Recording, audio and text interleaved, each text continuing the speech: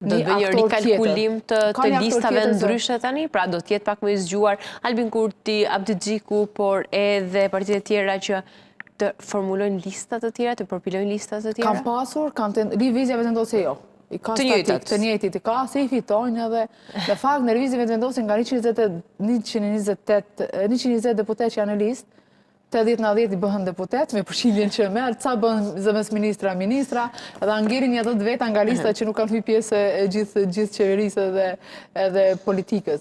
Kurse LDK edhe AK edhe Partia Demokratike e Kosovës në çdo parzgjedhje është munduar të rifreskoj me individ të caktuar. Nëse shohim, ka dhe deputet të rinj të këtyre subjekteve politike opozitare që janë bërë deputet dhe kanë sjellur një frymë tjetër. Sot mund të them që ndihem e lumtur që do thotë një deputete e cila tashmë po flet për energjetikën dhe në radhat e cilës parti? Lidhjes Demokratike të Kosovës, për gjitha aferat, për gjitha do thotë padrejtësitë apo rrugët të cilat është dukuar një nga problemet kryesore të energjetikës në Republikën e Kosovës, kohëve të fundit tash është bërë, është një deputete e re, një vajzë e re nga Lidhja Demokratike e Kosovës, e cila do thotë për çdo ditë sa ishte kuvendi aktiv, ishte në fortore dhe po i nxirrte po bënte debat të jashtëzakonshëm. Andaj çdo figurë e re e mirëpres. Unë kam pas bërë përfitirie publike dhe vazhdoj të them që qytetarët e Republikës së Kosovës mos votojnë asnjë deputet i cili ka më shumë se 2 legjislatura dhe s'ka bërë asnjë gjë. Duhet sabotuar ata individ.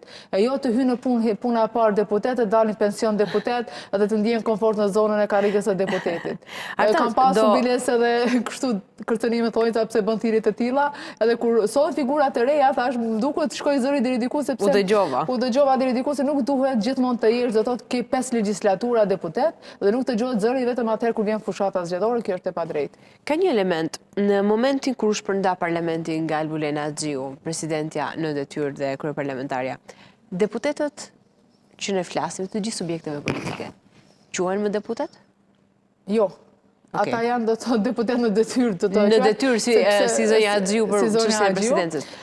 Sepse deri në zgjedhjet nuk është që bëhet më parlamenti. Po nuk do të ketë jetë parlamentare. Nuk ka jetë parlamentare. Do jenë deputet, do thotë deri në momentin që më duket ishte edhe data është 28 maj.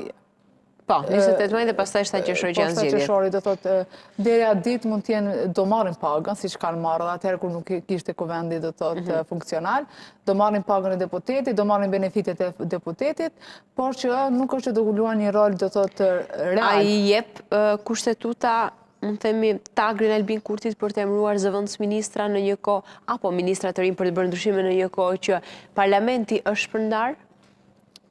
Nuk duhet, nuk do duhet të ndodhë. Nuk po pyes kot sepse e ka bërë. E ka bërë, edhe e kam parë.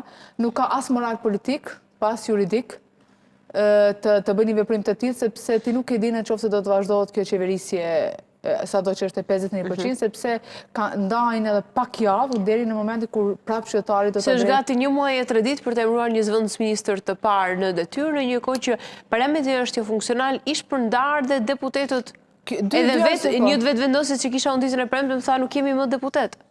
Po nuk janë, prandaj tha se gjithsa nuk dhe në fortore për mbajtur aty ku është vendi, puna e deputetit primare, pastaj sigurisht se ka punë tjera.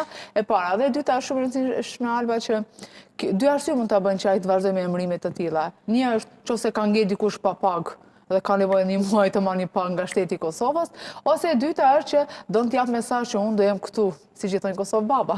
Unë do jem baba i politikës. Është kjo flagrante kjo? Është. Absolutisht është, por fatkeqësisht siç e thash, një opozitë e cila do thotë sheh vetëm interesat partijake dhe lokal të vetat, nuk mirret me gjëra të tilla. Ai vazhdon deri ku të mundet, fatkeqësisht, kjo politikë ka vazhduar në të kaluar, vazhdon edhe tani, por ajo që do të them mirë ne në Kosovë, Shqipëri e Maqedoni, çdo vend të Ballkanit që kemi akoma politikanë të tillë që vazhdojnë të thotë sipas shefet dhe jo sipas ligjit. Qershori do të jetë muaj i nxehtë edhe për procesin e Hagas. Mendon se do të ndikojë në raportin final, pra nga ai kontingjent qytetarësh që kanë pritshmëri që ish-kryetarët e UÇK-s do të kthehen në atë në shtëpi. Mund të ndikojë tek rezultati? Mund të rritet votuesi i PDK-s? Unë uroj që të gjithë do thotë ata të cilët janë në Hag padësisht të kthehen përfundimisht në Kosovë dhe të vazhdojnë jetën e tyre të lirë, për të cilën kanë luftuar, edhe sinqerisht do doja që ky të ishte vendimi përfundimtar i këtij procesi të padrejtë që është bërë në Hag. Kurse pjesa elektorale, siç e thash, PDK ka një elektorat statik, po ka një elektorat i cili sepse po thot Albin Kurti dhe oponentët politik kemi 51%, po kanë 51% e 44% të danës zgjedhje.